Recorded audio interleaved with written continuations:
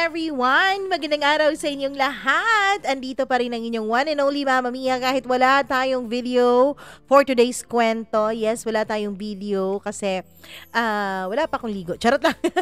Hindi, ganito na tayo tuwing weekends. Hindi natin nilalagyan ng mukha. Para naman hindi kayo magsasawa sa pagmumukha ko, di ba? Na nakakasawa naman talagang tignan. Pero anyways, kahit wala tayong video or wala tayong, video for today's kwento, huwag kayong mag-alala dahil napakaganda naman ang kwento natin for today. Pero bago ang lahat, nais ko munang mag-thank you again sa inyong walang sawang pagsuporta at pagmamahal nitong ating channel. Dolores Dawal, maraming salamat. Diana Godines, thank you. Charles Martires, maraming salamat from Maranding Lanao del Norte. Hi din kay Gail Easy, kay Julita Tuyak, maraming salamat from Bulacan. Hi kay Angelita Villafuerte, maraming salamat sa iyo. Jeneline Sadio, hello rin kay Christy Dimitrial. Hi din kay Di Cherry Ponteras, maraming salamat. Hello raw sa kaniyang kaibigan na si Ero. Ayun, lagi raw silang nakikinig. Maraming salamat. Yen Torrejidor, maraming thank you all the way from Hong Kong. Aurelia Yambot, maraming salamat. Christina Season, Jane Sereno, maraming salamat. Lian Naranil, thank you so much all the way from Kuwait. Hello raw sa mga taga Bulacan. Kay Rosana Crisostomo, maraming salamat at sa lahat po ng ating mga tagapakinig. Thank you so much dahil alam kong excited kayo for today's kwento. Kaya eto na, huwag na nating patagalin pa ang ating paboritong programa, ang Dear Mama Mia.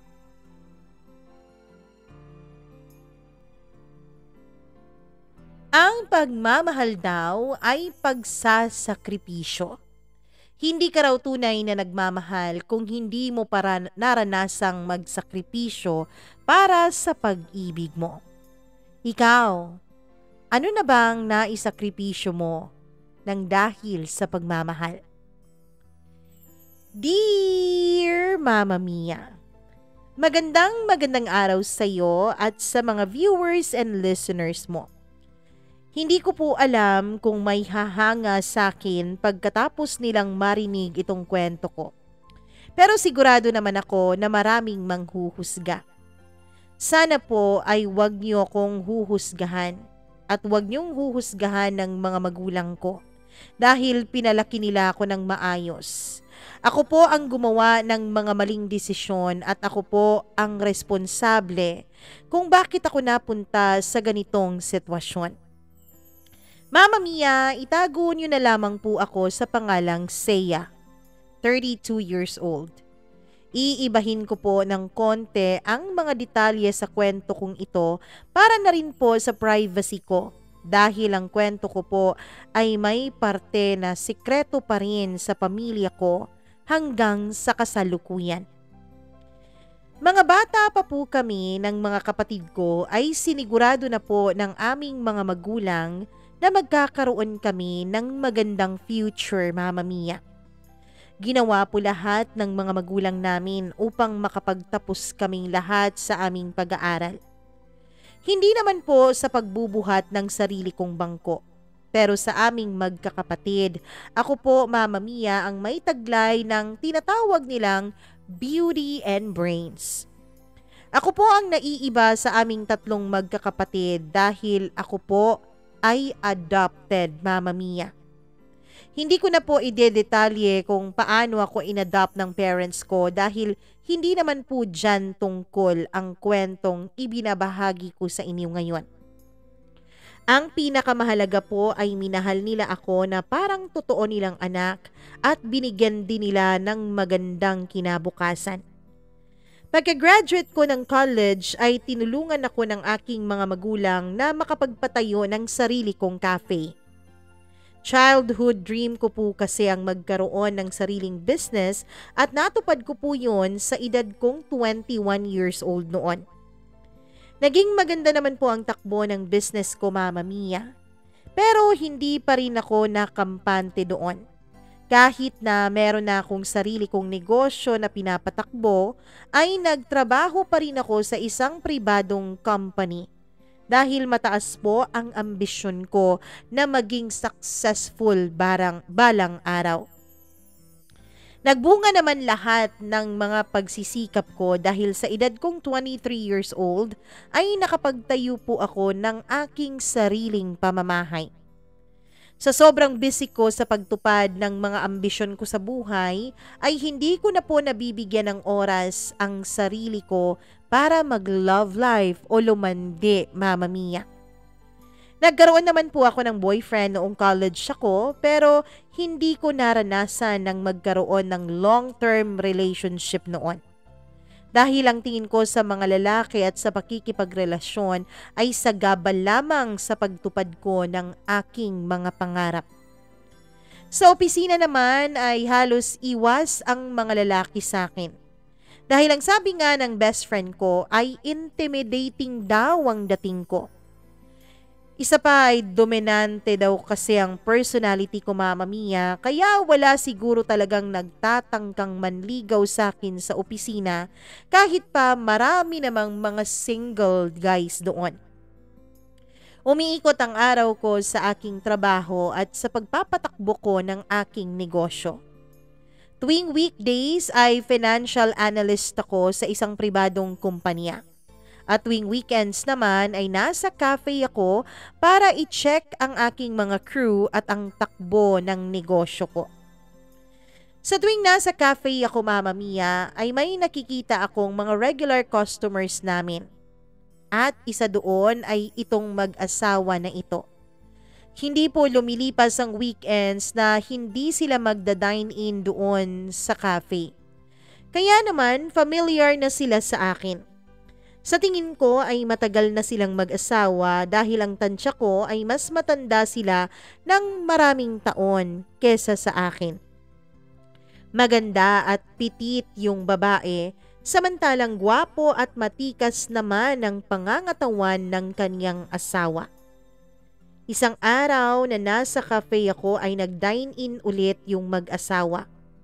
Nang marinig ko na may complaint sila sa kanilang order, ay dali-dali akong lumapit upang marisolba kung ano man ang naging problema.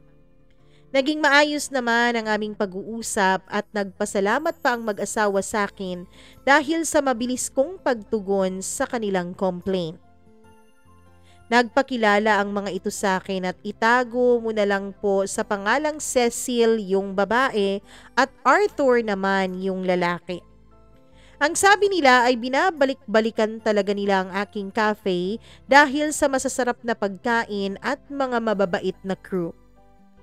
Lumipas ang mga weekends na palagi ko pa rin silang nakikita at minsan ay binibigyan ko pa sila ng mga complimentary drinks bilang pasasalamat na rin sa kanilang pagtangkilik sa aking munting negosyo.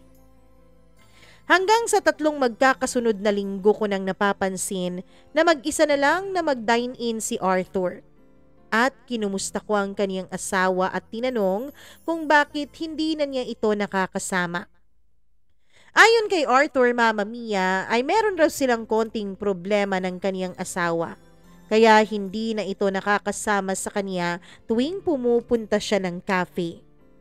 Isang araw ng Sabado ay may nadatnan akong bulaklak sa cafe. Ayon sa isa kong crew ay galing daw ito sa aming regular customer na hindi naman nagpakilala. Basta ang bilin daw nito ay ibigay sa akin ng mga bulaklak. Nang buksan ko ang card na nasa bulaklak ay nagulat ako dahil ang pangalan ni Arthur ang nakita ko doon. Nakaramdam ako ng pagtataka kung bakit binibigyan niya ako ng bulaklak, Mama Mia. Iniisip ko na lang na siguro pasasalamat lang niya ito dahil sa pagsisilbi namin ng maayos sa kanila ng kanyang asawa sa tuwing pumupunta at kumakain sila sa cafe. Nang minsan na magkasakit ako ay hindi ako nakapunta sa cafe. Kaya pagbalik ko ay meron daw naghahanap sa akin na customer noong wala ako nung weekends. Yun ang sabi sa akin ng crew ko. Nang tinanong ko kung sino, ang sabi ay yung gwapo raw na nagbigay daw ng bulaklak sa akin. Hindi ako nagkamali sa iniisip ko dahil una pa lang nung sinabi nilang may naghahanap sa akin na customer ay inisip ko na baka nga si Arthur yun. At si Arthur nga yun, Mama Mia. Nang matsyempuhan ako ni Arthur na nasa cafe ay pinatawag niya ako sa isang crew. Nang makalapit ako ay sinabihan ako nitong kung pwede raw akong umupo at saluhan ko siya sa kanyang pagkain.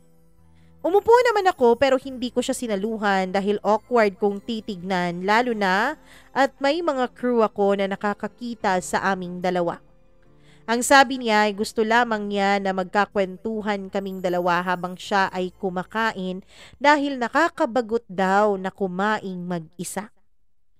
Pagkatapos noon ay nag-excuse na ako sa kanya dahil ang sabi ko ay marami pa akong gagawing trabaho. Isang gabi ay malapit na ang aming closing time nang biglang dumating si Arthur at nagtanong kung pwede pa raw ba siyang kumain. Napansin ko na medyo nadismaya siya nung sinabi kong hindi na kami pwedeng tumanggap ng customer dahil 20 minutes na lamang at magsasara na kami. Lulutuin pa yung o-orderin niya kaya siguradong aabutan kami ng closing time, Mama Mia. Lumabas siya at ang buong akala ko ay sa ibang kainan na lang siya kakain. Nang makarating na ako sa parking lot, at kahit na medyo malayo pa ako sa kotse ko, ay may natanaw na akong lalaki na nakatayo malapit dito. Nang makalapit ako at makita ko ng malapitan yung lalaki, ay ito ay walang iba kundi si Arthur, Mama Mia. May halong pagtataka at gulat ang isipan ko kung bakit nandoon siya, kung bakit parang inaantay niya ako. Nang lapitan ko siya ay ngumiti lamang siya sa akin at ang sabi niya ay dahil daw hindi na siya makakakain sa cafe ko ay sa ibang restaurant na lang daw siya kakain. Pero hinihintay daw talaga niya muna ako para yayain ako at para sabay na raw kaming dalawang mag-dinner. Kung tutuusin, Mama Mia, yes, pwede ko naman talaga siyang tanggihan. Pero ewan ko kung anong nangyari sa akin at sumama ako sa kanyang paanyaya nung gabing yon. Ang sabi ko pa ay ida-drive ko na lang ang kotse ko at susunod na lang ako sa kanya hanggang sa makarating kami sa restaurant na gusto niyang kainan namin. May pagkakataon naman sana na hindi ako sumunod sa kanya noon, Mama Mia, dahil may sarili naman akong kotse, di ba? Pwede naman akong makakaiwas sana kasi nga magkaiba naman kami ng sasakyang dinadrive. Pero ewan ko ba kung bakit pinili ko pa rin na sundan siya. At nung nandun na nga kami sa restaurant ay sabay na kaming pumasok sa loob at nag-order ng mga gusto naming kainin. Habang kumakain kami ay tinanong ko siya kung ano ang binabalak niya at bakit ginagawa niya ang lahat ng yun sa akin. Bakit parang nagtitiis siya na hindi ko napapansin at effort pa rin siya ng effort. Prangka naman ang naging sagot niya, Mama Mia, at wala naman na ring paligoy-ligoy pa. Ang sabi niya sa akin ay gusto niya ako. Unang araw pa lang daw na nakita niya ako sa cafe ay hindi na raw ako mawala-wala sa isipan niya.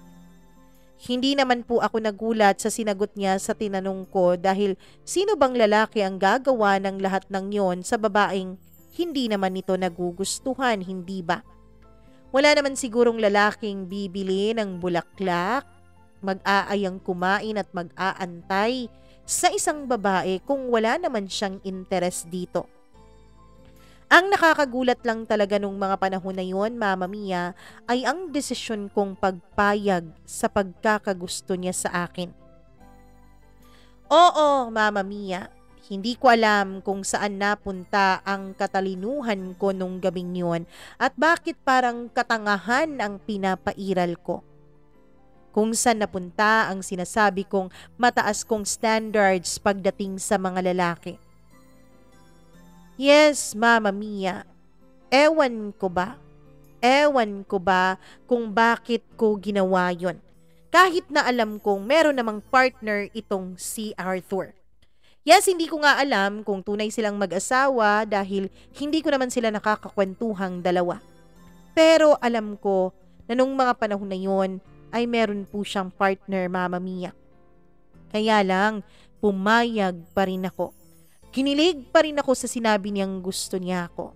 Siguro dahil gwapo siya, Pero hindi rin naman siya ang kauna-unahang gwapong nag-effort para sa akin.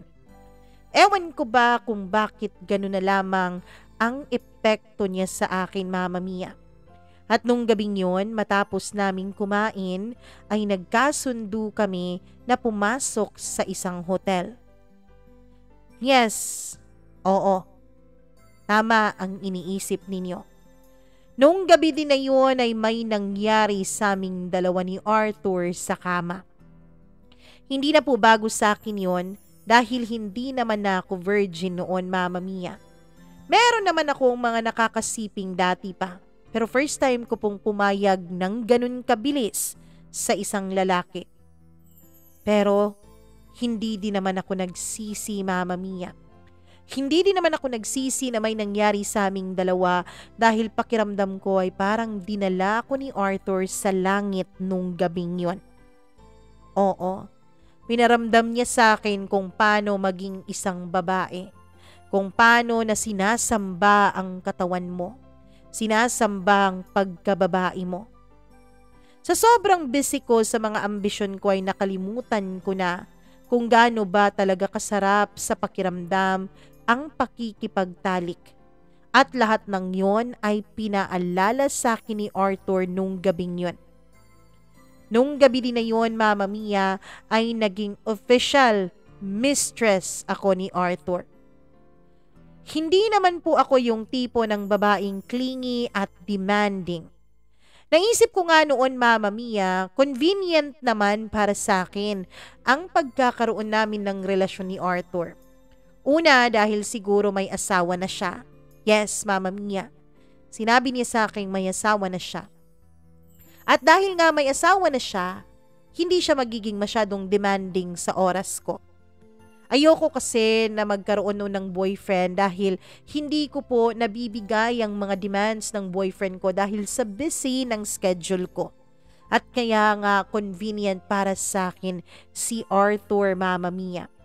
Okay po sa akin na binibisita lang ako ni Arthur tuwing may free time siya. Hindi po ako nagdedemand na dapat araw-araw kaming magsama o araw-araw niya akong binibisita, tinetext, tinatawagan. Wala pong ganon sa akin. Kontento na ako na paminsan-minsan ay natutulog siya sa bahay ko. At okay lang din naman sa akin kung hindi. Dahil busy rin naman ako at marami naman akong iniisip at pinagkakaabalahan. Yes, parehong convenient sa amin ang setup naming dalawa ni Arthur. Walang nagde-demand. Dahil ako naman, Mama Mia, ay never ding nag-demand sa kanya na bigyan niya ako ng oras ng higit pa sa kaya niya. Alam ko ang lugar ko sa buhay ni Arthur. Alam ko ang lugar ng isang kabit, Mama Mia. Pag minsan ay nagtatampo pa si Arthur sa akin dahil hindi ko siya hinahayaan na magstay ng matagal sa bahay ko. Pagkatapos naming magtalik ay ako pa po ang nagsasabi kay Arthur na umuwi na siya sa pamilya niya. Ako pa ang nagsasabi sa kanya na umalis na siya at matutulog na ako. Naging biro na rin palagi sa akin ni Arthur na bakit ba parang pakiramdam niya ay parang katawan lang daw niya ang habol ko. Hindi naman po sa ganoon, Mama Mia. Siyempre bilang isang babae, hindi naman ako pumapayag o hindi naman tayo pumapayag na nakikipagtalik sa kung kani-kanino lang lalaki lalo na kung wala naman tayong nakukuha, hindi ba? Nakikipagtalik at bumubukaka tayo sa mga lalaking meron tayong nararamdamang pag-ibig. And yes, siyempre may pagmamahal ako na nararamdaman para sa kanya. Pero kahit na gano'n ay alam ko namang wala ako sa posisyon para mag-demand ng maraming oras sa kanya. Dahil alam kong hindi yun ang tungkulin ko at hindi ko yun karapatan. Dahil karapatan lang yun ng asawa niya. Kaya sinanay ko ang aking sarili na huwag maging mapaghanap sa atensyon at oras ni Arthur. Mas madalas na magtampo sa akin si Arthur dahil bakit daw ang ibang babae ay madalas sila pa ang nagsiselos sa legal wife.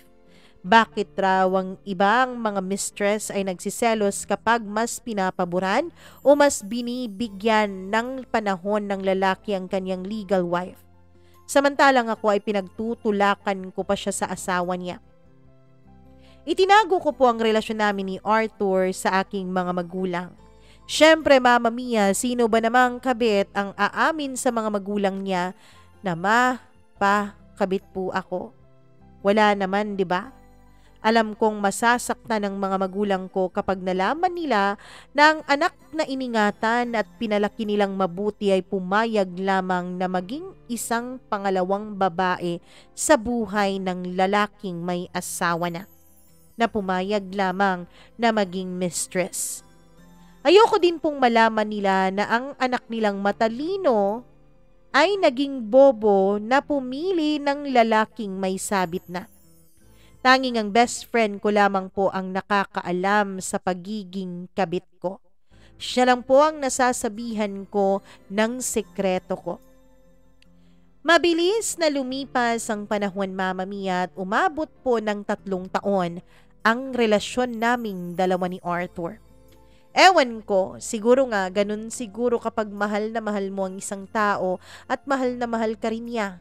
Magtatagal kayo kahit pa hindi pabor sa inyo ang sitwasyon at ang pagkakataon. Wala naman kaming masyadong naging problema ni Arthur dahil kahit na matanda po ng 10 taon si Arthur, Mama Mia, ay ako pa rin po ang nagdadala ng relasyon naming dalawa. Siguro mas mahal ako ni Arthur dahil napapasunod ko po siya sa mga gusto ko. Kaya, Mama Mia, hindi naman kami masyadong nag-aaway. Lahat ng gusto ko ay hindi po para sa akin, kundi para sa pamilya niya. Yes, Mama Mia. Kakaiba akong klaseng kabit, hindi ba? Yung ibang mga kabit mas gugustuhin na sa kanila ang atensyon, sa kanilang pagmamahal, pero sa akin, Mama Mia, hindi po. Tinuruan ko si Arthur na bumawi ng oras sa kanyang asawa at mga anak sa tuwing may pagkakataon siya. Ako pa ang madalas na nagsasabi na i-date niya ang asawa niya at ipasyal ang mga anak niya sa tuwing hindi siya busy sa kanyang negosyo. Ako pa nga minsan ang nagpapabook ng resort o kaya ay hotel para makapagbakasyon sila ng kanyang pamilya. Pero syempre ang booking na yun ay nasa pangalan ni Arthur. Nakakatakot namang sa pangalan ko at baka magtaka ang asawa niya. Number 1 rule ko po sa relasyon namin ay huwag niyang itutuon sa akin ang oras niya. Dapat ay laging maglaan siya ng sapat na oras para sa akin, pero dapat ay priority pa rin niya ang kaniyang naunang pamilya. Sa tuwing magkasama din kami ay hindi ko po pinagbabawalan si Arthur na sagutin ang tawag ng kaniyang asawa. Ako pa madalas ang nagsasabi sa kanya na tawagan niya ang asawa niya at mag-update siya dito para maging kampante yung babae. Kaya naman, Mama Mia, hindi siya pinagdududahan ni Cecil. Hindi siya iniisipan ng masama.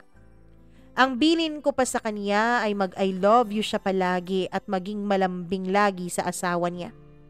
Nakakagulat ba, Mama Mia? Nakakabaliw ba kung tutuusin ng mga pinaggagawa ko? Hindi ko nga rin alam kung bakit ganon ang ginagawa ko nung mga panahon na yon. Sinanay kong ganon si Arthur.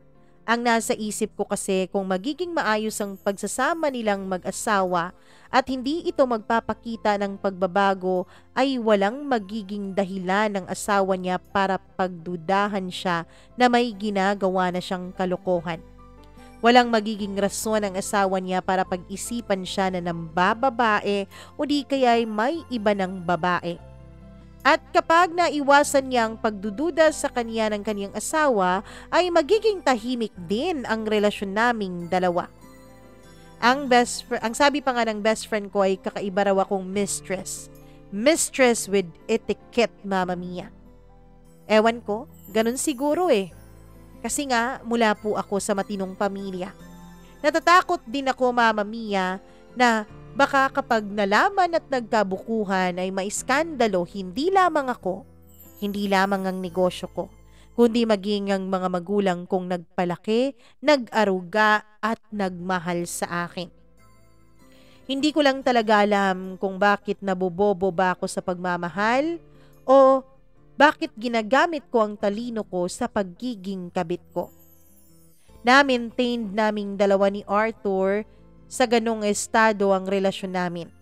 Ang madalas lang naming pag-awayan noon ay ang paghiling niya sa akin na itigil ko na ang pag-inom ko ng birth control pills para raw magkaroon na kami ng anak dalawa. Alam ko po na tanga ako sa pagpayag ko na maging kabit niya. Pero hindi naman po ako sumobra sa katangahan para pumayag pa na magpabuntis kay Arthur na alam kong may asawa na. Kahit papaano ay ginagamit ko pa rin naman ang utak ko. Hindi ako magsisilang ng isang bata para palakihin sa ganong klaseng sitwasyon. Hindi ako magdadamay ng isang inosenteng bata sa kagagahan ko sa pagiging kabit ko, Mama Mia. Kaya hindi po ako papayag na magkaanak kaming dalawa dahil alam ko hindi magiging madali ang buhay nung batang yon. Hanggang sa napapansin ko na parang balisa at maraming iniisip si Arthur sa tuwing magkasama kaming dalawa. Nang tinanong ko siya kung ano ang problema niya, ang sabi niya ay meron raw siyang malaking problema sa kanyang negosyo. Hindi daw kasi niya natapos ang ibang projects niya dahil nagkulang ito sa pondo dahil hindi nagbayad ang iba niyang mga kliyente. Dahilan kung bakit unti-unti nang nalulugi ang negosyo ni Arthur. Nagkaroon na rin daw siya ng malaking utang dahil sa pagpipilit na maisalba niya ang kanyang negosyo. Hindi na rin daw ito makapag-provide ng maayos sa pamilya niya, pati na rin sa pangangailangan ng mga anak niya ay hindi na rin niya masyadong naibibigay pa. Mama Mia, nung malaman ko po ang problema ni Arthur, ay naging problema ko na rin po yun. Mahal ko si Arthur, Mama Mia. Hindi ko gusto na makita siyang bumagsak at pumalpak sa kanyang negosyo. Dahil alam kong marami siyang isinakripisyo para maitayo ang negosyong yon. Dahil doon ay nangako ako sa kanya na tutulungan ko siyang makabawi at makabangon mula sa kanyang pagkakalagapak. Isang gabi ay dumating sa bahay ko si Arthur na may dalang maleta. Halata sa kanya na mainit ang ulo niya ng mga oras na yon. Ang sabi niya ay nagsawa na raw siya sa pagiging nagger ng asawa niya. Sa tuwing manghihingi daw kasi ng pera ang asawa niya at wala siyang maiabot, ay tinatalakan siya nito. Si Cecil kasi, Mama Mia, ay isang housewife. Si Arthur lang lahat nagpo-provide ng mga pangangailangan nila sa kanilang bahay at sa kanilang mga anak. Hindi po sa minamaliit ko si Cecil sa pagiging housewife niya. Alam ko po na malaki at mahirap ang mga responsibilidad ng isang housewife dahil pagod din sila sa mga gawaing bahay at sa pag-aalaga at pagpapatakbo ng pamilya. Pero isa po kasi sa dahilan ko yon kaya may mataas akong ambisyon. Gusto ko pong magkaroon ako ng established na career at maging financially stable para hindi ako umasa sa lalaking magiging boyfriend o magiging asawa ko. Never po akong nag-demand ng pera kay Arthur dahil may sarili naman akong pera. Higit pa nga sa kinakailangan ko para mabuhay ako. Naniniwala po kasi ako, Mama Mia, na bilang babae ay dapat maging independent tayo at maging capable tayo to make our own money para madali lang sa atin ang makaalis sa sitwasyon na hindi natin gusto at sa sitwasyon na hindi tayo masaya. Dahil sa pagiging irritable ni Arthur sa kanyang asawa ay nakapagdesisyon na daw ito na iiwanan niya si Cecil at kaming dalawa na ang magsasama.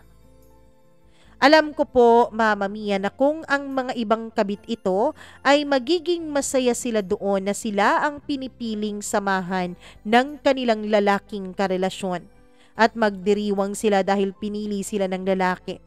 Pero ako po ay hindi, Mama Mia. Kung ang ibang mistress po ay makikipagpatayan pa sa legal wife para lang maagaw nila ang lalaki, ay ibahin niyo po ako. Hindi po ako pumapayag o hindi ako pumayag sa alok ni Arthur na magsama kami sa iisang bahay. Imbes ay pinapauwi ko siya sa kanilang bahay nung gabing yon nung napakalma ko na siya. Opo, Mama Mia, wala naman pong question sa pagmamahal ko kay Arthur. Dahil kung hindi ko siya mahal, ay hindi naman ako mananatili ng maraming taon sa relasyon naming dalawa. Kung talagang katawan lang ang habol ko sa kanya, meron namang ibang mga lalaking kayang mag-provide sa akin ng pangangailangan kong yon. Pero hindi. Mahal ko po si Arthur. Pero hindi po sapat ang pagmamahal na yon para maging rason na iabandona na niya ang kaniyang sariling pamilya. Ang kaniyang naunang pamilya. Isa pa ay kapag pumayag ako na magsama kami ni Arthur, ay para na rin akong gumawa ng sarili kong problema at naghukay ng sarili kong libingan.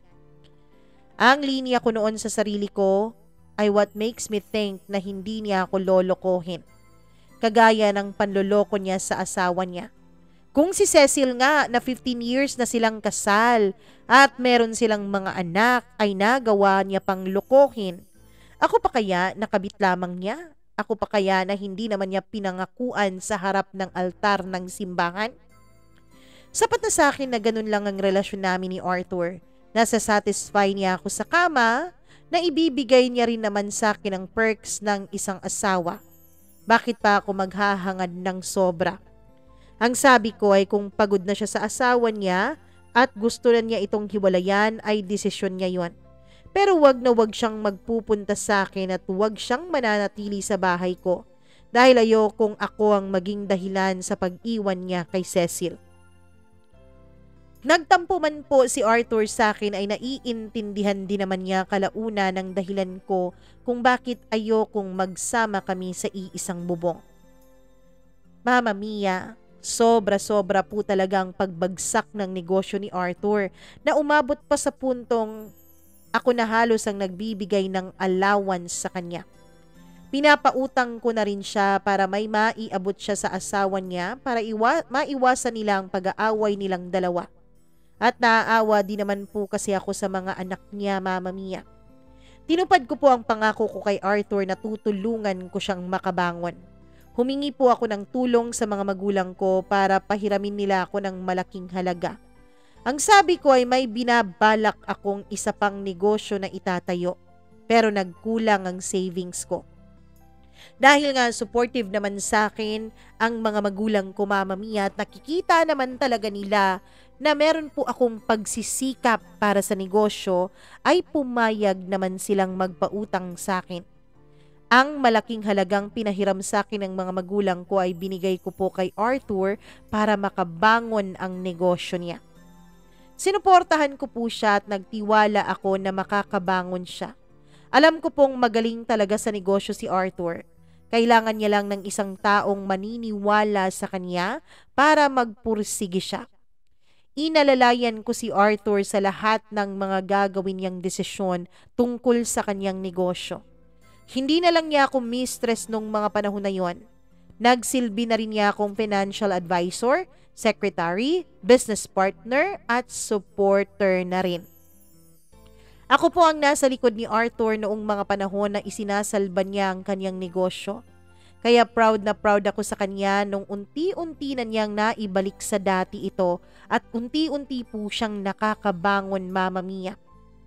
Dahil nga sa nangyaring yun ay lalong pinaparamdam sa akin ni Arthur ang pagmamahal niya. At araw-araw po siyang nagpapasalamat sa akin dahil ako lang ang tanging naniwala sa kanyang kakayanan at nagtulak sa kanya upang bumangon mula sa kanyang pagkakadapa. Nang matutunan ko po ang tungkol sa negosyo ni Arthur ay nag-invest na rin po ako dito. Dahil po sa pagiging partner namin sa negosyo ay pinagkatiwalaan na ako ni Arthur sa mga desisyon pati na rin sa pera niya. Ako na halos ang nagme-manage ng finances niya at ako na po ang humahawak ng mga bank accounts niya, Mama Mia. Pinayuhan ko po noon si Arthur na sanayin niya ang asawa niya sa pagpapatakbo ng negosyo. Nang sa ganon, anumang mangyari sa kanya, Mama Mia, ay maipagpapatuloy ito ng kanyang asawa. Dapat sa asawa niya ipinagkakatiwala ang pera niya dahil ito naman talaga ang may karapatan doon. Ngunit ayon po kay Arthur, Mama Mia, ay wala raw pong kahilig-hilig sa negosyo si Cecil at hindi rin ito marunong humawak ng pera dahil maluho raw po ito. Kontento na raw po ito na nakakapag-provide si Arthur sa kanila. At mas masaya na ito ngayon lalo na kapag sobra-sobrang pera ang naibibigay ni Arthur sa mga ito. Mama Mia, 6 na taon na po ang relasyon namin ni Arthur noon nung malulung siya sa sugal. Yes, hindi na lang po ako ang bisyo ni Arthur. Hindi na lang po ang pagkakaroon ng kabit ang negosyo niya noon o ang bisyo niya noon, kundi nagkaroon din siya ng addiction sa sugal. Yes, Mama Mia. Hindi ko po alam kung paano pipigilan si Arthur sa pagsusugal niya. Isang araw na nasa cafe ako ay may isang pamilyar na babae na pumasok at nang maupo ito ay nilapitan ng aking crew. At ang sabi daw, Mama Mia, ako daw ang sadya niya doon. Si Cecil, ang babaeng tinutukoy ng crew ko, ang asawa ni Arthur.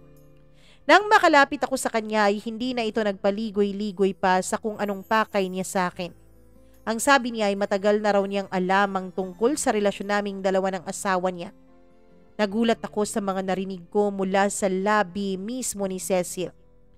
Bakit sa tagal na pala niyang alam ang tungkol sa relasyon naming dalawa ni Arthur ay ngayon lamang niya ako kinukumpronta? Ang sabi niya ay ayaw niya raw ng gulo. At kailanman daw kasi ay hindi niya naramdaman na may kabit ang asawa niya. Dahil hindi naman daw ito nagkulang sa kanila, kaya hinayaan na lang daw niya kami sa mahabang panahon. Alam din daw niya na maaaring iwanan sila ni Arthur kung aawayin niya ito tungkol sa akin.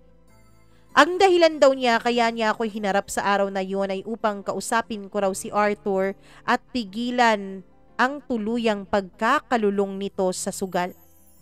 Buong akala ko, Mama Mia, ay ang mga perang kinukuha sa akin ni Arthur ay binibigay niya sa pamilya niya. Pero hindi pala yon ang buong katotohanan. Ang buong akala ko ang perang binibigay ko sa kanya ay pinangluluho ni Cecil, pero hindi pala, Mama Mia, dahil pinangsusugal niya lang pala ito. Napabayaan na daw ni Arthur ang pangangailangan ng mga anak nila. At kahit ang pang-tuition ay hindi na niya binibigay. Nakaramdam ako ng awa kay Cecil habang kausap ko siya. Ibang-iba rin siya sa mga legal wife na nakikita natin sa TV o nakikita natin sa mga viral videos. Yung mga legal wife na nag-e-eskandalo sa tuwing magkikita at magpapang-abot sila ng kabit ng asawa nila. Dahil sa nalaman ko ay binigyan ko ng malaking halaga si Cecil na galing sa pera ni Arthur. Bilang ako naman ang may hawak ng mga pera ni Arthur ay naibigay ko ang pangangailangan ng pamilya niya. Simula nga noon, Mama Mia, ay sa akin na tumatawag si Cecil sa tuwing kailangan niya ng pera. Ako ang may kontrol sa pera ni Arthur kaya malaya ko silang nabibigyan ng monthly na sustento nila ng kanilang mga anak. Bukod doon ay pinapadalhan ko din sila ng mga groceries. Binabayaran ko rin ang tuition ng mga bata at nagbibigay ako ng sapat na pera kay Cecil, minsan nga ay sobra pa para sa iba pang pangangailangan at gusto ng kanilang buong pamilya. Ang sabi pa ni Cecil, Mama Mia, ay alam daw niya na hindi siya pagkakatiwalaan ni Arthur sa pera niya. Kaya wala din daw siyang magagawa kung sa akin niya pinagkakatiwala ang lahat. Nagpapasalamat na lang din daw si Cecil dahil kung hinayaan ko na si Arthur ang humawak ng pera niya, ay malamang ay naubos na raw ito sa sugal at hindi na niya alam kung saan sila pupulutin ng mga anak niya. Kakaibang storya, hindi ba, Mama Mia? Hindi ko naman po deserve ang pasasalamat ni Cecil dahil malaki naman talaga ang kasalanan namin sa kanya ni Arthur. Yun na lang ang tanging magagawa ko para kahit papaano, kahit konti man lang ay may magawa akong tama sa buhay ko. Mama Mia, noong nalaman ko na hindi pala ibinibigay ni Arthur sa pamilya niya ang mga perang kinukuha niya sa akin at napupunta lamang ito sa bisyo niyang pagsusugal, ay hindi ko po siya kinunsinti, Mama Mia. Unti-unti ko pong natulungan na makawala si Arthur sa bisyo niya. Hindi ko po siya kinukonsinti at hindi ko po siya binibigyan sa tuwing humihingi siya sa akin ng malaking halaga. Hindi na rin siya humihingi sa akin ng malaking halaga at ginagawang alibay ang asawa niya at mga anak niya dahil alam na niya, Mama Mia, na ako na ang nagbibigay at nagbabudget para sa kanilang pamilya. Sinabi ko din sa kanya, hindi lang pamilya niya ang mawawala sa kanya kung ipagpapatuloy pa niya ang pagsusugal niya. Dahil pati ako ay mawawala na rin sa buhay niya kapag hinayaan niya ang sarili niyang tuluyang malulong sa sugal. Dahil doon ay nakita ko naman na parang natakot si Arthur, kaya pinilit niya pong magbago. Mama Mia, sa kasalukuyan po ay 8 taon na ang relasyon naming dalawa ni Arthur. Hindi ko na rin po alam, Mama Mia, kung paano ba ako makakawala o kung makakawala pa ako sa pagiging mistress niya. Maraming beses na rin po na sumubok si Arthur na alukin ako na kaming dalawa na lang ang magsama, Mama Mia. Dahil total naman daw ay alam naman na ni Cecil ang tungkol sa aming dalawa. At alam na ni Cecil na ako raw ang mahal niya at hindi na si Cecil. Pero kahit ilang beses pa niyang sabihin sa akin at hilingin sa akin ang bagay na yon, ay hindi talaga ako pumapayag, Mama Mia. Lagi siyang bigo sa tuwing hinihingi niya na kami na lang ang magsamang dalawa. Dahil kailanman ay hindi po ako papayag na kami ang magsasama na parang mag-asawa at iiwanan niya ng tuluyan si Cecil. Mahal ko po si Arthur, Mama Mia. Mahal na mahal. Pero alam ko po ang papel ko sa buhay niya. At wala po akong intensyon na agawin siya sa kaniyang asawa, lalong-lalo na sa kanilang mga anak. Palagi ko rin pong pinapaalala sa sarili ko at kay Arthur na hanggang dito lang talaga ang lugar ko sa buhay niya. Yes, Mama Mia, hindi lang po si Arthur ang pinapaalalahanan ko, kundi maging ang sarili ko mismo. Lagi ko pong sinasabi sa sarili ko, lalo na kapag mag-isa lang ako, kung ano lang ba talaga ang papel ko sa buhay ng lalaking mahal ko. Alam ko, Mama Mia, alam ko po ang pinasok ko kaya tanggap ko. Tanggap ko na pangalawa lamang ako at hindi ako kailanman dapat magiging priority ni Arthur. Simula po nung magkaroon kami ng relasyon ni Arthur ay palagi niyang sinasabi sa akin na ako raw talaga ang kanyang pahinga. Sa akin daw talaga siya nakakakuha ng peace of mind na hinahanap niya, lalo na kapag stress siya sa kanyang trabaho at negosyo. Dahil kahit kailanman daw ay hindi ko siya binigyan ng sakit sa ulo.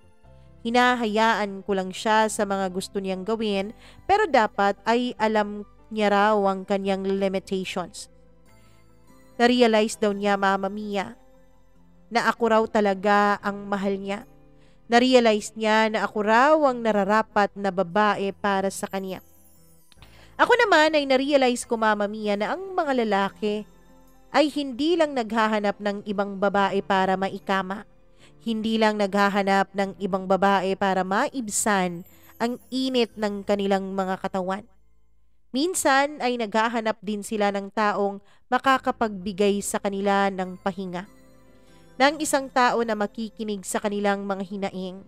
Ng isang taong sosuporta sa kanila kahit ano pa mang mangyari. Ng isang taong hindi sila sasaktan at hindi sila aawayin, hirap man o ginhawa ang kanilang pagdadaanan. Sa 8 taon na relasyon naming dalawa ni Arthur, Mama Mia, hindi ko po siya kailanman binigyan ng problema. Madalas ay ako pa ang nakikinig sa mga problema niya at tinutulungan ko siyang marisolba ang mga ito. Alam ko pong wala ako sa posisyon para magbigay ng payo, pero alam ko pong may mga realizations na makukuha ang mga legal na asawa nitong kwento ko, Mama Mia. Natural na sa mga lalaki ang maging provider, pero hanggat maaari, tayong mga babae ay gumawa din tayo ng paraan para hindi natin iasa sa kanilang lahat. At nang sa ganon ay magiging madali lang sa atin na iwanan sila at huwag magtiis sa piling nila kapag hindi na tayo masaya. Dahil hindi tayo nakadepende sa kanila. Sa kaso kasi ni Cecil, Mama Mia, alam kong nasasaktan siya. Alam kong kahit sabihin pa niyang tanggap niya ang tungkol sa aming dalawa ni Arthur, ay hindi pa rin maiiwasan ng sakit na kanyang nararamdaman sa kanyang kalooban. Alam ko po yun, Mama Mia. Dahil nakikita ko po yun sa mga mata ni Cecil sa tuwing nagkakausap kaming dalawa. Pero hindi niya magawang iwanan si Arthur. Hindi niya magawang iwanan ito dahil alam niyang si Arthur lamang ang makakapag-provide para sa kanilang pamilya. Alam niyang si Arthur lamang ang makakapagbigay ng mga pangangailangan ng kanilang pamilya, lalong-lalo na ng kaniyang mga anak. Diyan naman ako bilib kay Cecil, Mama Mia. Diyan ako bilib sa mga legal wife na tinitiis ang masaktan para maging maayos ang paglaki ng kanilang mga anak. Yun ang totoong pagmamahal, hindi ba? Pagsasakripisyo.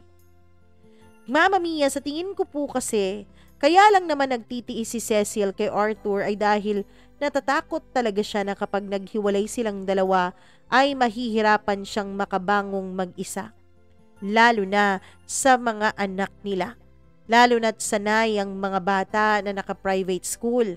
Sanay ang mga batang nakukuha ang mga pangangailangan at mga gusto nila. Kaya alam kong nagsasakripisyo si Cecil alang-alang sa mga anak niya at dahil na rin sa wala siyang kaalam-alam tungkol sa pagiging independent. At sa mga mistress naman po na kagaya ko, alam kong wala ako sa lugar na magpayo pero sana matuto tayong lumugar. Alam kong mapipigilan naman ang makiapid sa isang relasyon. Pero kung nasa ganitong sitwasyon na kayo, kung nakapasok na kayo katulad ko at minahal nyo na talaga ang lalaking nakakarelasyon nyo, sana alamin natin kung hanggang saan lang ang limitasyon natin. Kung hanggang ano lang ang papel natin sa buhay ng lalaking ating pinakamamahal. Alam ko po, Mama Mia, alam ko na sa mata ng Diyos at sa mata ng batas ay maling-mali talaga itong ginagawa ko, itong ginagawa namin ni Arthur. Ang paraan ko na lang upang maitama ko ang pagkakamaling ito ay ang dalhin sa direksyon si Arthur kung saan mabibigyan niya pa rin ng magandang buhay ang kanyang pamilya. May mga araw, Mama Mia, na nakakalimot si Arthur na hindi dapat ako ang priority niya. May mga araw na ako ang inuuna niya, pero ako po ang nagre-remind sa kanya sa kung ano lang ang deserve ko, sa kung ano lang ang nararapat sa akin. Siguro ay kaya rin nagtagal at nag-work itong relationship naming dalawa ni Arthur ay dahil ako ang nagpapatakbo nito. Oo, alam ko, hindi ko ginamit ang talino at ang utak ko dahil pumayag ako na maging kirida. Pero hindi ko po pinairal ng buong buo ang emosyon ko. Oo, Mama Mia. Meron rin naman talagang pagkakataon na gusto ko sana na ako ang unahin ni Arthur. May mga pagkakataon na naiisip ko paano kaya kapag nagbakasyon kaming dalawa, paano kaya kapag kaming dalawa lang talaga at wala akong kaagaw sa kanya. Yes, magiging ipokrita ako kung hindi ko aaminin sa inyo na naiisip ko rin ang mga bagay na yon. Pero hindi ko pa rin kinakalimutan ang lugar ko. Isa akong kabet. Hindi ako ang priority. Hindi ako kagaya ng ibang kabit na gustong palitan ang mga legal na asawa. O kahit anong talino at galing kong mag-handle ng relasyon, alam ko, pagbali-balik ta rin man ang mundo ay kabit pa rin ang tawag sa akin. Iba man ang pamamaraan ko sa pagiging kabit ay magkakapareho lang kami ng label, pero magkakaiba kami ng level. Hindi ko po itinataas ang sarili ko. Hindi po ako mayabang at hindi po ako proud sa sarili ko. Hindi rin ako proud sa ginagawa ko, Mama Mia. Maraming beses na rin po akong nag-attempt na hiwalayan si Arthur pero hindi rin talaga ako nagtatagumpay. Siguro nga dahil mahal na mahal ko pa rin talaga siya. Siguro ay hindi pa ngayon ang panahon pero alam kong darating din kami doon. Alam ko, Mama Mia, Alam kong darating din ako sa panahon kung saan makakayanan ko ng bitawan si Arthur. Ngayon, Mama Mia, ay nag-adopt po ako ng isang baby boy. Lahat po ng adoption na yon ay dumaan sa legal na proseso. Alam ko namang walang permanenteng bagay sa mundo. Kung dumating man ang araw na matatapos na ang relasyon naming dalawa ni Arthur, ay hindi po ako maiiwang mag-isa dahil meron akong anak na magmamahal sa akin. Hindi man po nanggaling sa akin ang batang ito, ay mamahalin ko siya kagaya ng pagmamahal na binigay at pinaramdam sa akin ng mga magulang kong siyang nagpalaki sa akin. Hanggang sa ngayon, Mama Mia, ay nanatili pa rin na sikreto sa mga magulang ko at pamilya ko ang relasyon naming dalawa ni Arthur. Ang nakakaalam lang po, ako, ang best friend ko, si Arthur at si Cecil. Ewan ko kung may sinabihang iba si Cecil, Mama Mia. Wala po kasing magandang paraan o magandang way kung paano ko sasabihin sa mga magulang ko ang sitwasyon ko nang hindi sila masasaktan. Alam kong kapag nalaman nila, Mama Mia, na isa po akong dakilang number 2, Mistress Querida Kabet, ay masasaktan sila.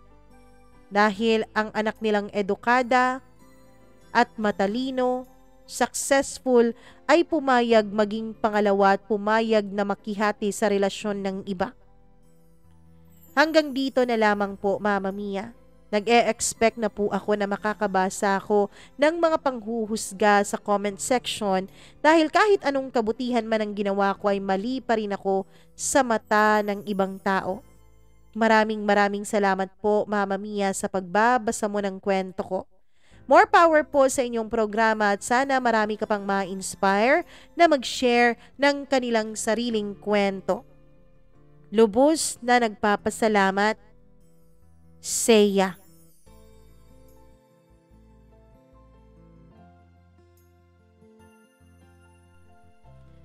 Grabe naman, kakaiba naman talaga ang kwento mo, Seiya. Sobrang kakaiba talaga sa totoo lang, as in super kakaiba. Parang Etiquette of Being a Mistress. Parang yung yung pelikula ni na, sino ba yon? Iza Calzado, Chris Aquino, Kim Chu, sino pa ba yun? Claudine Barreto, 'di ba? At meron yung yung isa pang babae na komedyante ata na hindi ko kilala yung pangalan. Pero ayun, parang ganun. Parang kahit nakakabit ay alam nyo kung ano ang inyong posisyon sa buhay. Hindi naman kita huhusgahan, Seiya. Pero isa po ang masasabi ko sa iyo, kahit kailan, mali pa rin ang ginagawa mo. Alam kong pagsasakripisyo yan dahil sa pagmamahal mo kay Arthur, pero mali pa rin eh. Pero sino ba ako para husgahan ka, para maliitin ang mga choices sa buhay mo? Buhay mo yan, choice mo yan. Kaya ikaw naman ang mananagot o ikaw naman ang aani ng mga kabutihan o mananagot sa mga kasamaan na ginawa mo. Ang sa akin lang naman, kahit siguro hiniwalayan mo si Arthur, siguro nakaligtas ka, pero magiging ganun pa rin siya, maghahanap pa rin yun ng iba. Alam ko, walang sapat na rason para maging manluloko ang isang tao. Walang sapat na rason para maghanap ng iba, ipagpalit ka sa iba, para, 'di ba, maghanap ng mistress, ganon, para lokohin, para mag-cheat. Walang sapat na rason, hindi sapat na rason na nagger o ganon.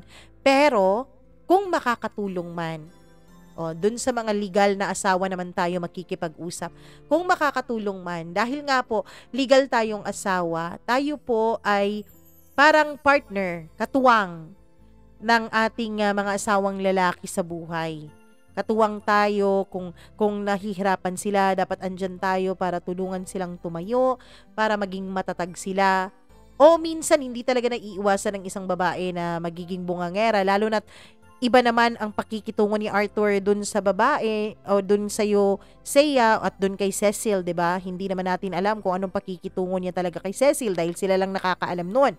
Kaya minsan nagiging nagger din ng babae, pero sana tayong mga asawa, nag-iisip din tayo at nagre-reflect din tayo ng ating mga actions, kung ito bang ating mga actions ay nakakatulong dun sa asawa nating lalaki o hindi. Pero isa lang talaga ang sigurado akong agree ako sa sinabi ni Seiya. Yun ay dapat sa mga babae, magkaroon sana tayo ng kahit na paunti-unti, magkaroon tayo ng sarili nating tindahan, mananahi tayo o di kaya naman ay magbenta tayo ng mga kung ano-ano para naman meron tayong mga sarili nating pera para nang sa ganun ay hindi masyadong mahirap sa atin ang magdesisyon kapag nasasaktan na tayo ng lubos at kapag inuubos na tayo ng ibang tao. Okay? Sa mga babaeng nakikinig ngayon, alam kong mahirap pero sana paunti-unti. Magluto kayo ng mga mango float para gano'n. Magluto. Gumawa. Hindi pala magluto. Hindi pala niluluto. Yun, ano ka ba naman, Mama Mia? Syunga-syunga mo naman. Diba? Magawa tayo ng mga mango float, ng mga desserts. Lalo na ngayon, Pasko, di ba? Kahit paunti-unti, meron tayong mga 300 na puhunan. Sige, o mga 2 o 3 tubs muna ng mango float. Ibenta mo yon, tapos yung kita, i-roll mo ulit, pandagdag hanggang sa maging 5, hanggang sa maging 10, hanggang sa unti-unti ay magiging maayos yung negosyo mo. At wag mong pagkukunan ng mga pangangailangan mo yung negosyo mo. Dapat sa iyo lang talaga yun. Dapat iniipon mo yun, pinapalaki mo yun. Para nang sa ganon, kung sakali man, hindi natin hawak ang panahon. Minsan nga akala natin na yung lalaking nakuha natin ay loyal, mahal na mahal tayo dahil kahit ilang taon ay naging consistent, naging sweet, 'di ba? Naging thoughtful, ilang taon na pinagsakripisyuhan tayo. Meron at meron pa ring tsansa na yan ay magloloko at magbabago isang araw. Kaya sana matuto tayong tumayo sa sarili nating mga paa. Yun lang ang sinabi doon ni Seiya na agree talaga ako. Anyways, maraming salamat Seiya sa tiwalang iyong ibinigay dito sa ating programa at i-share mo itong kakaibang kwento ng iyong buhay bilang isang babaeng number 2. Thank you talaga at hindi ako magsisisi na binasa ko ang kwento mo dito sa ating program. At sa mga nakikinig ngayon, alam ko na tumataas ang kilay ng iba, pero please share this video and i-like nyo na rin ang video na to at huwag kalimutan na mag-subscribe kung hindi pa po kayo nakakapag-subscribe nitong ating channel. Mag-click rin ng notification bell para lagi po kayong na-update sa tuwing may bago tayong video na inilalabas. And syempre, huwag kalimutan na kung may sariling kwento, magsulat na. Tapos i-email nyo na yan. Nandyan po sa baba, dyan sa may baba ng video, sa mismong video, sa pinakababa, yung blue, ayan, email your story at mamamiacdo0317@gmail.com. Wag nyo rin kakalimutan na i-follow tayo at i-like ang ating other social media accounts, TikTok, Threads, Instagram, and Facebook. Mama Mia CDO or Mama Mia Cagayan de Oro. Maraming salamat po talaga sa inyong walang sawang pagsuporta nitong ating programa. Ako pong muli ang inyong Mama Mia hanggang sa susunod nating kwento. Paalam!